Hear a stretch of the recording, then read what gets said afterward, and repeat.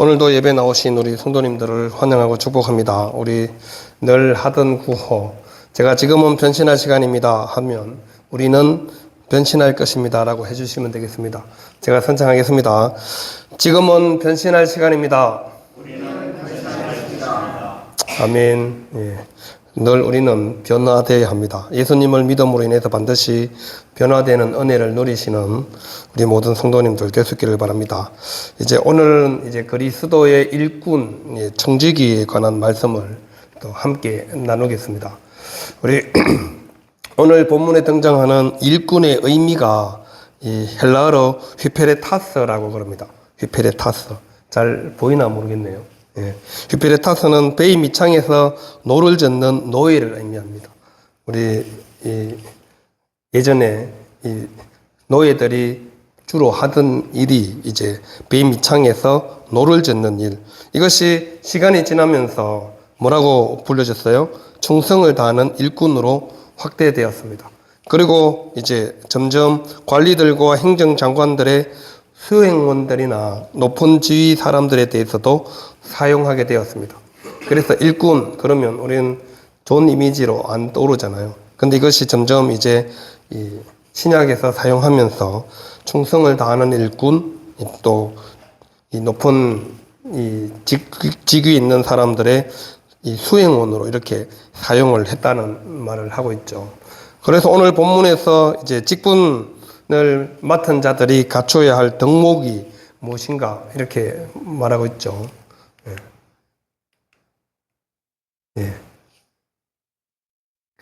우리 직분을 맡은 자들에게 구할 것은 뭐라고 그랬어요? 충성이니라 2절에서 말씀하고 있죠. 이 충성은 믿을 만한 신실한이라는 의미입니다. 자신의 판단과 상황 없이 충성이 요구되는 것이 바로 사명을 맡은 자에게 필연적이라는 것이죠. 그래서 충성은 믿을 만하고 신실한 이라는 의미인데 자신의 판단과 상관없이 충성이 요구되는 것이 바로 사명을 맡은 자에게 필연적이다. 그래서 하나님의 비밀을 맡은 자라고 오늘 일꾼 청지기라고 부르죠. 맡은 자는 바로 청지기라고 하는데 이 청지기는 위엄과 권위의 신분입니다. 그리고 주인의 대리인 역할을 또 감당하기도 합니다. 이 청지기는 주인에게 순복하는 사람이죠. 우리 복음서에도 이 충성스러운 청지기 비유가 나오는데 그래서 우리 그리스도인들 또 교회 일꾼들은 바로 맡은 자 청지기라고 말합니다.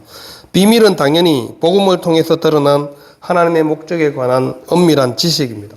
예수 그리스도의 십자가 구속의 사역으로 말미암아 우리가 구원받는 그 진리, 그것을 우리가 맡은 자다 이렇게 설명을 하고 있는 것입니다. 그래서 청지기로서의 일꾼은 그럼 이제 어떠한 자세로 나아가야 될지 함께 보겠습니다. 일꾼을 달리 청지기라고 말하는데 이 헬라어로 오이코노모스라고 부릅니다. 재산을 많이 가진 사람이 자신의 재산을 관리하기 위해 고용한 관리인. 그래서 이 단어를 사용을 했습니다. 청지기. 그래서 우리 그리스도인들은 바로 청지기적 사명을 감당해야 된다 이런 말을 많이 하잖아요. 바로 하나님께서 우리에게 이 땅의 삶을 맡겨주셨고 또 하나님께서 우리에게 주신 모든 재산들, 물질들 이것도 다 우리가 관리인으로서 감당을 해야 되는 것인데 여기에는 몇 가지 의미가 있습니다. 첫 번째가 상속자, 그리고 대리자, 보관자, 봉사자, 분배자 이런 의미가 있습니다. 청지기로서 우리는 상속자 역할을 하는데요. 이 상속자는 우리 아브라함이 하나님께 기도했을 때 이제 자식이 없으니까 엘리에셀, 다메섹 사람 엘리에셀이 바로 내 상속자가 되겠습니다. 그때 하나님께서 놓으라고 말씀하셨죠. 하나님께서 사라를 통해서 주는 자가 네 상속자다 이 말씀을 하셨습니다. 아브라함은 아무리 하나님께 기도해도 하나님이 자식을 안 주니까 아들을 안 주니까 이제 가장 충성스러운 종 다메섹 사람 엘리에셀을 자신의 상속자로 여겼는데 하나님은 엘리에셀이 아니라 사라를 통해서 아들을 주시겠다 약속하셨습니다. 두 번째는 대리자입니다. 대리자. 창세기 39장 4절 5절에 보면 요셉이 애굽의 노예로 팔려갔을 때 보디발의 가정 총무로 보디발이 삼아주셨죠. 그래서 그것을 가지고 말씀하고 있는 것입니다. 자신의 집에 있는 모든 소유를 다 요셉에게 맡기셨습니다. 누가요? 이 보디발 장군이. 요셉이 너무나 신실하게 자기 일을 성실하게 잘 감당하는 모습을 보고 그 모든 소유물을 다 맡기니까 그때부터 하나님께서 애굽 사람의 집에 복을 내리심으로 여호와의 복이 그의 집과 밭에 있는 모든 소유에 미친지라. 요셉이 대리자로 관리하는 그때부터 보디발의 집에 누가 복을 내리셨어요? 하나님이. 그래서 요셉을 통하여서 보디발의 집이 대리자 역할을 우리가 감당해야 되는 것이죠. 그 다음 보관자입니다. 보관자. 나와 내 백성이 무엇이기에 이처럼 즐거운 마음으로 드릴 힘이 있었나이까. 모든 것이 주께로 말미암아 사오니 우리가 주의 손에서 받은 것으로 주께 드렸을 뿐입니다. 주께서 우리에게 주신 것으로 주님께 드렸을 뿐입니다. 이 다윗이 하는 고백입니다. 우리는 이 땅에서 보관자 역할을 감당해야 합니다. 그리고 그 다음에는 봉사자입니다. 누가복음 8장 1절 말씀인데요. 그 후에 예수께서 각 성과 마을에 두루 다니시며 하나님 나라를 선포하시며 그 복음을 전하실 때 12 제자가 함께하였고 3명의 여인들이 예수님을 잘 섬겼다는 말씀을 누가복음 8장 2절 3절에 기록되어 있습니다. 그래서 예수님께서 열심히 하나님 나라를 선포하실 때 여인들이 잘 섬긴, 그래서 봉사자. 5번째는 분배자입니다. 분배자. 믿는 무리가 한 마음과 한 뜻이 되어 모든 물건을 서로 통용하고 자기 재물을 조금이라도 자기 것이라 하는 이가 하나도 없더라. 서로 잘 나누었다는 것이죠. 그래서 우리는 분배자, 상속자, 대리자, 보관자, 봉사자, 분배자 역할을 감당하는 사람들이 바로 청지기라는 것이죠. 그래서 이 일꾼, 청지기에 대한 말씀은 주인의 소유와 재산을 감독하고 운영하는 관리인입니다. 지혜롭고 신실한 청지기는 4가지 의식으로 충만한 사람인데요. 첫 번째 의식이 바로 이 정체의식입니다. 정체성이라는 말을 많이 쓰죠. 우리 그리스도인의 정체성, 이 정체의식이 있어야 합니다. 자신의 위치를 올바로 분별하는 지혜인데 우리는 모두 한 하나님을 주인으로 섬기고 살아가는 사람들입니다. 천지 만물도 그리고 인간도 교회도 그 주인은 하나님이시라는 이 정체성을 절대 잊지 말아야 한다는 거죠. 우리는 하나님의 것을 단지 올바로 관리하고 이윤을 남기는 대리인일 뿐이라는 것이죠. 이 정체의식이 중요합니다. 2번째는 책임의식이죠. 일꾼, 청지기는 당연히 책임의식을 가지고 있어야 합니다. 거룩한 주인 정신으로 주어진 사명을 완수하려는 의지와 이 노력을 뜻하는 겁니다. 내가 청지기이지만 주인이라고 생각하고 주인처럼 그렇게 사명을 완수하려는 의지와 노력이 있어야 된다. 하나님은 태초 인간을 창조하시고 이 만물을 다스리도록 주권과 책임을 부여하셨죠. 창세기 1장 28절의 말씀입니다. 그 책임은 오늘날도 여전히 유효합니다. 그래서 세상에서는 소금과 빛이 되고 교회 안에서는 주어진 직분에 따라 자기의 책임과 주어진 사명을 잘 감당하는 사람, 그 사람에게 하나님께서 일꾼, 청지기라고 부르는 것입니다. 그 다음에 이제 사명의식입니다. 사명의식. 청지기는 하나님으로부터 그 집을 관리하는 사명을 받은 사람이죠. 제가 처음 이야기할 때 말씀드렸죠. 하나님께서 우리를 부르셨을 때는 반드시 사명을 주십니다. 부르심은 소명이거든요. 콜링 하시는 이유가 뭘까요? 사명을 주기 위해서 부르십니다. 그래서 청지기 일꾼들은 반드시 이 사명을 받은 사람이라는 것을 늘 의식하고 살아야 된다는 거죠. 하나님의 사람으로서, 하나님의 사명자로서 나에게 맡겨주신 일들을 철저하게 감당하는 사람이 바로 그리스도의 일꾼이자 청지기입니다. 예수님은 무익한 종의 비유를 통해서 하나님의 종들이 가져야 할 사명과 자세를 교훈해 주셨습니다. 열심히 주인 옆에서 섬겨도 저는 무익한 종입니다. 이렇게 말하는 거죠. 그래서 누가복음 17장 7절 10절에 보시면 말씀하고 있습니다. 너희 중에 누구에나 밭을 갈거나 양을 치거나 하는 종이 있어서 밭에서 돌아오면 그대로 곧 와 앉아서 먹으라 말할 자가 있느냐. 도리어 그대로 내 먹을 것을 준비하고 띠를 띠고 내가 먹고 마시는 동안에 수종 들고 너는 그 후에 먹고 마시라 하지 않겠느냐. 우리 9절 10절은 같이 한번 읽어볼까요? 9절 10절 시작. 명한대로 하였다고 종에게 감사하겠느냐. 이와 같이 너희도 명령을 받은 것을 다 행한 후에 이르기를 우리는 무익한 종이라 우리가 하여야 할 일을 한 것뿐이라 할지니라. 그렇죠. 예. 자기가 다 했다고 주인이 종에게만 아유 잘 섬겨주셔서 감사합니다 이렇게 하는 주인은 없죠. 마땅히 해야 할 일을 했다는 것입니다. 그래서 우리는 무익한 종입니다 이렇게 고백한다는 것이죠. 그 다음에 이제 가져야 될 의식이 바로 목적의식입니다. 일꾼은 자신의 주장과 생각이 아닌 주인의 뜻을 따르기로 결심한 자들이죠. 철저하게 주인께 하나님께 영광을 돌리고 교회에 유익을 끼치기 위해서 최선을 다하는 것, 이게 바로 목적의식. 종이 자기가 했다고 어이 내가 다 했는데요 이런 종이 어디 있어요. 우리 주인님께 영광을 돌리는 거잖아요. 우리 그리스도 일꾼도 마찬가지라는 겁니다. 우리가 궁극적으로 영광을 돌려야 될 실분은 하나님이라는 거죠. 그리고 교회에 유익을 끼치는 것이 바로 우리 일꾼 청지기가 해야 될 일이죠. 또 자기 행실을 마태복음 6장 33절에 비추어서 그 목적에 맞는가 잘 살펴봐야 한다는 겁니다. 마태복음 6장 33절도 같이 한번 읽어보겠습니다. 시작. 그런즉 너희는 먼저 그의 나라와 그의 의를 구하라. 그리하면 이 모든 것을 너희에게 더하시리라. 아멘. 글자를 좀 더 키워야 되는데 너무 작네요. 그죠? 바로 이 목적에 맞게 먼저 하나님의 나라와 의를 구하는 것입니다. 그래서 교회 안에서 우리 일꾼의 임무가 있습니다. 그리스도인의 일꾼, 청지기 임무는 첫 번째는 협력자죠. 협력자. 많은 목회자들이 사역하면서 공통적으로 하는 생각은 혼자서 일을 한다는 의식입니다. 그러므로 교회 일꾼은 이러한 목회자를 이해하고 또 도와서 교회를 섬기려는 마인드를 가져야 한다는 거죠. 그래서 목회의 조력자요 협력자가 되어야 합니다. 그리스도 일꾼을 하나님께서 세우는 이유이죠. 두 번째, 교회 안에서의 임무는 교제자입니다. 교제자. 성도의 교제는 주님의 뜻입니다. 교회가 사라지면 또 교회의 연합이 깨지고 교제가 사라지면 연합이 깨어지고 말기 때문에 이 성도의 교제는 굉장히 중요하다는 거죠. 교회에서 먼저 발을 들여놓은 자로서 일꾼들이 앞장서서 믿음과 사랑의 교제를 나누면 그만큼 신앙의 후배들이 믿음 안에서 잘 서갈 수 있기 때문에 그렇습니다.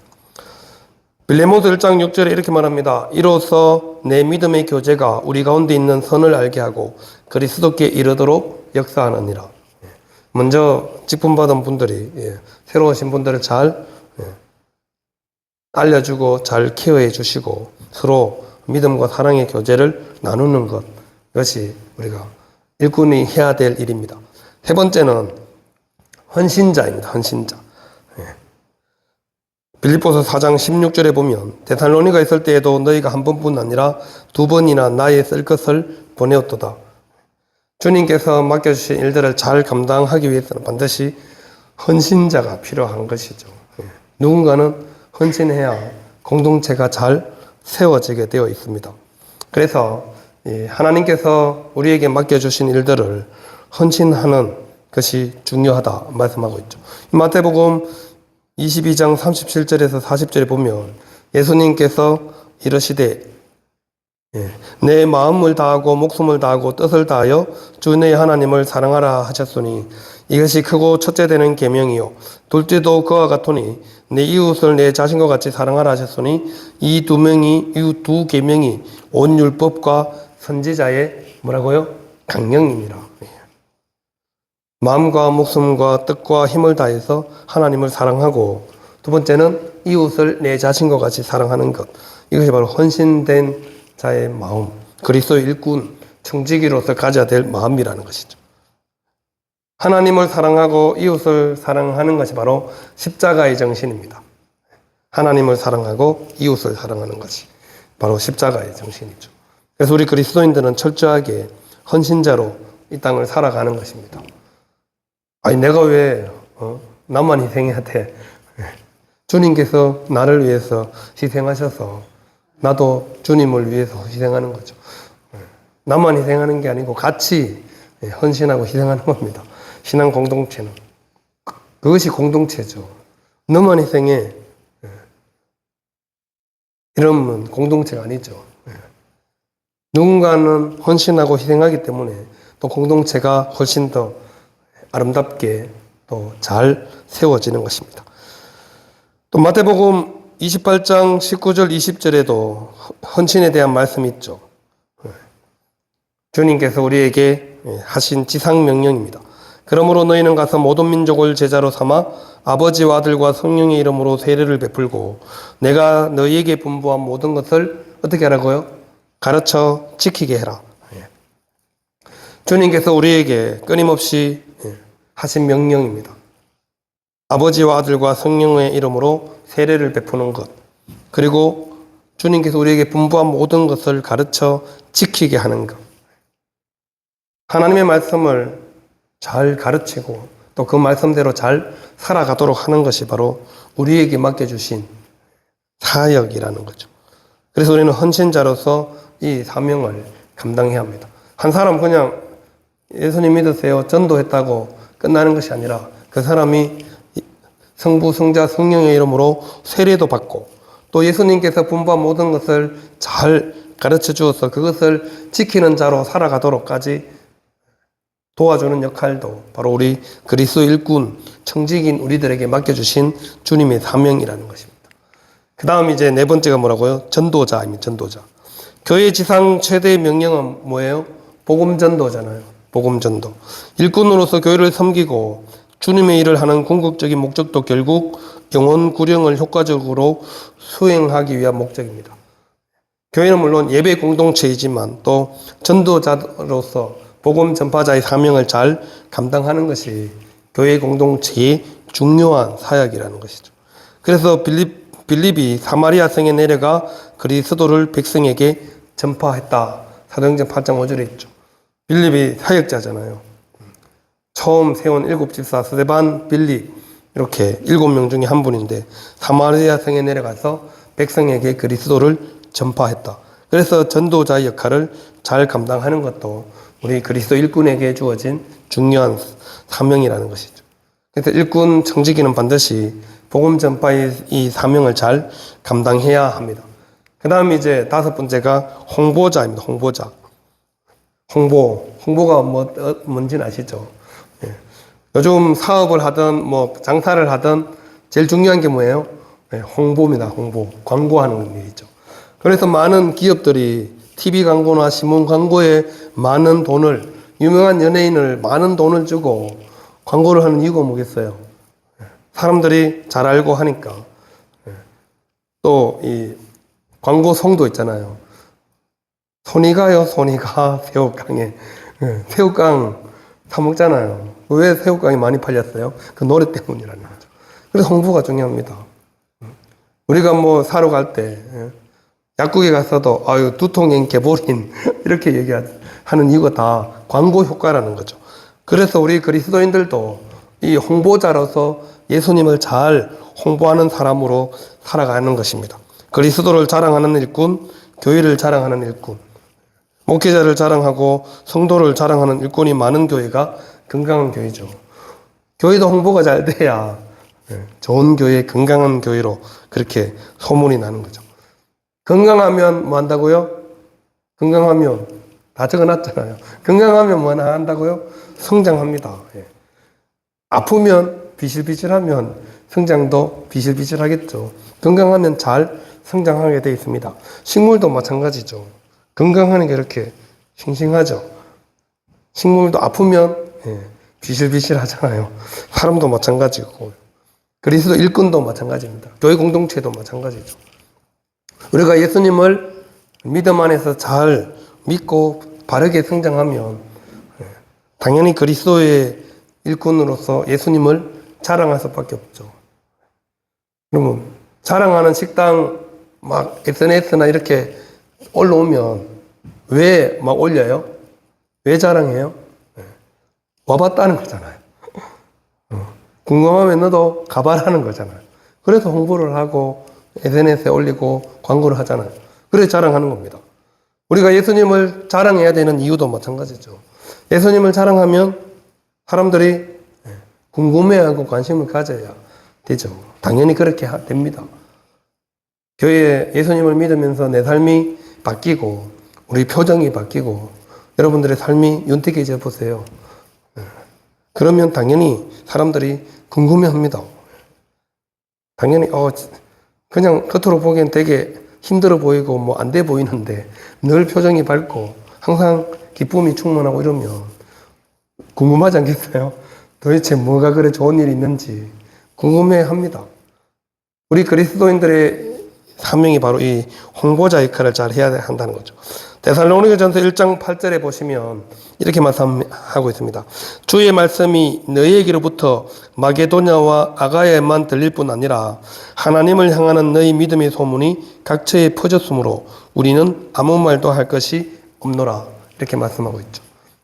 우리는 아무 말할 것이 없다. 믿음의 소문이 각처에 퍼져 있어서 이미 홍보가 잘 돼 있어서 더 이상 사도 바울이 말할 필요가 없다고 말씀하고 있죠. 오늘 고린도전서 4장에는 그리스도 일꾼으로서 중요한 얘기를 하고 있습니다. 누가 심판하지 않겠다 하는 거예요? 판단하지 않는다는 거죠. 우리가 절대적 기준을 가지고 있지 않는 우리가 다른 사람이 뭐 일꾼이 별로 신통치 않아 잘하고 있어 이런 판단을 어떻게 하라는 거예요? 보류하라는 거죠. 언제까지 보류하라는 거예요? 주님 오실 때까지 판단 보류. 잘하고 못하고를 판단하는 것이 아니라 내가 어떤 잣대를 가지고 열심히 사역하고 있는 다른 일꾼 청지기를 내가 가지고 있는 잣대로 그 사람을 판단하지 말아라는 거죠. 우리는 누가 판단하신다고요? 하나님이 우리를 판단하신다. 모든 마침표는 누가 찍는다고요? 주님께서 다시 오시면 심판주로서 오실 때 주님께서 마침표를 잘했다 못했다 마침표로 찍으시니까 우리는 그렇게 판단할 이유가 없다. 나도 다른 사람에게 판단을 받고 싶은 마음이 없다. 사도 바울 목사님이 고린도 교회 성도들에게. 왜냐하면 당시에 4개 파가 나누어져 있었잖아요. 그리고 무엇보다도 사도 바울에 대한 사도성에 대해서 고린도 교회가 왈가왈부하고 있었을 때였습니다. 그래서 사도 바울이 판단받고 싶은 마음이 전혀 없다. 나를 판단하실 이는 오직 주님이시다. 이 말씀을 지금 하고 있는 것이죠. 그리고 열심히 그리스도 일꾼이고 맡은 일에 성실하게 자신의 일을 충성되이 잘 감당하는 사람에게는 누구로부터 칭찬이 있다고요? 하나님으로부터 5절에 말씀하고 있죠. 하나님으로부터 칭찬이 있으리라. 이게 우리 그리스도 일꾼이요 하나님의 비밀을 맡은 청지기로서 우리가 열심히 충성하고 하나님 맡겨주신 귀한 사명을 잘 감당해야 하는 이유입니다. 다른 사람을 판단하지 않고 또 사도 바울 목사님은 스스로 자책하지도 않습니다. 내가 일을 잘한다 못한다 스스로 자책하는 마음도 없다고 말씀하고 있죠. 다만 나를 심판하실 주님께 모든 것을 맡기고 또 나에게 맡겨진 일을 내가 성실하게 잘 감당하겠다 이렇게 고백하고 있는 것이죠. 그래서 우리는 뭐 다른 사람의 인정받는 것도 중요하죠. 다른 사람이 칭찬해주면 좋죠, 기분이. 그럼에도 불구하고 우리의 최종적으로 우리를 심판하실 분은 누구시라는 거예요? 하나님이시라 분명하게 말씀하고 있습니다. 그래서 청지기의 신조는 우리 같이 한번 읽어보겠습니다. 청지기의 신조 5개 있죠. 같이 한번 읽어보겠습니다. 시작. 나는 헌신을 기뻐하는 일꾼이다. 나는 열매를 기대하는 일꾼이다. 나는 최선을 경주하는 일꾼이다. 나는 지체를 세워주는 일꾼이다. 나는 주님을 사모하는 일꾼이다. 이 청지기의 신조입니다. 헌신을 기뻐하고 열매를 기대하고 또 최선을 경주하고 지체를 세워주고 주님을 사모하는 그런 그리스도 일꾼 청지기로서의 삶을 잘 살아가시는 저와 우리 모든 성도님들 다 될 수 있기를 바랍니다. 언제까지요? 주님 다시 오실 때까지. 주님께서 반드시 다시 오신다고 약속하셨고 주님 다시 오실 때 칭찬받는 우리 모든 일꾼들 또 우리 모든 성도들이 다 될 수 있기를 바랍니다. 기도하겠습니다.